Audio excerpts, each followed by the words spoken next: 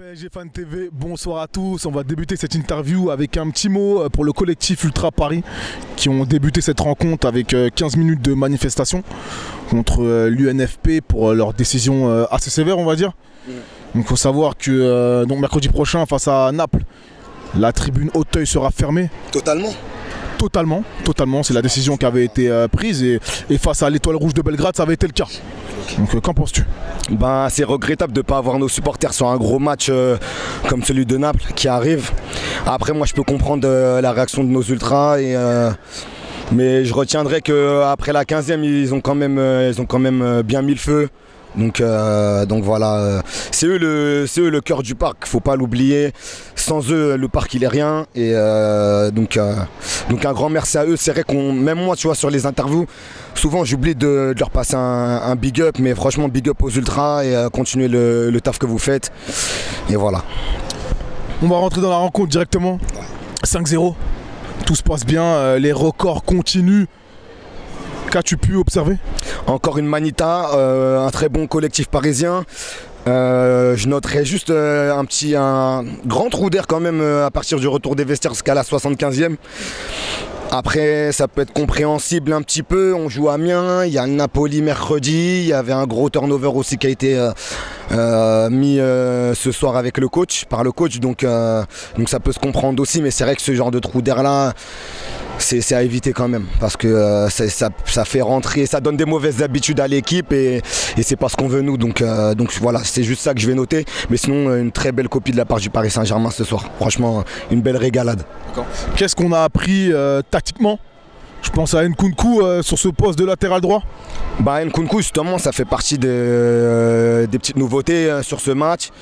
Étant donné que Meunier et Silva n'étaient pas là, Kimpembe était suspendu, le coach était bien obligé de mettre quelqu'un sur ce flanc droit et il a misé sur l'explosivité, sur la profondeur de Chris Nkunku qui n'a pas démérité. Je trouve qu'il a fait un bon match. Donc par moments il avait ses réflexes de milieu de terrain, mais à d'autres moments il a aussi très bien défendu pour quelqu'un qui est milieu de terrain de formation, quoi.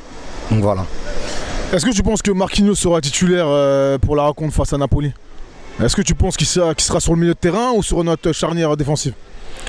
Moi, je pense que Marquinhos sera titulaire. Il a montré de belles choses ce soir. Il a fait un très gros match, tout comme Thilo Kehrer.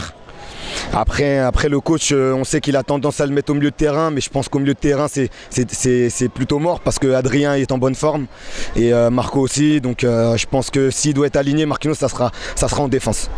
Moi je le vois aligné en tout cas. Du coup Kimpembe sur le banc? Ouais, je vois Presnel sur le banc. C'est pas ça n'engage que moi, je le vois sur le banc en tout cas. D'accord. On va continuer avec tes 3 meilleurs parisiens cet après-midi. Donc mes 3 meilleurs parisiens, il y a la charnière centrale, Marquis, avec Thilo Kehrer.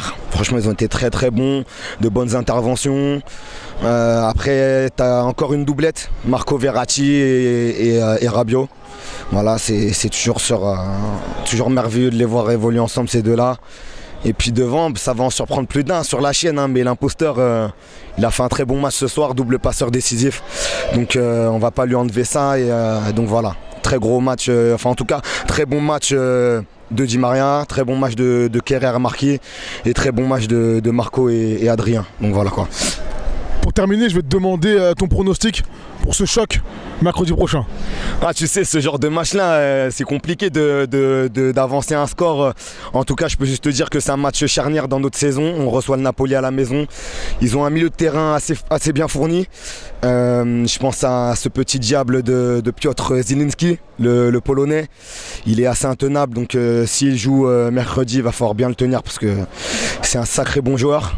Donc je peux pas m'avancer sur un prono, mais je pense que ça va être en tout cas un match très serré parce que le Napoli c'est une très belle équipe et en tout cas ça nous fera plaisir à nous les supporters parisiens de revoir Ancelotti. Donc voilà. Merci à toi. Bon week-end.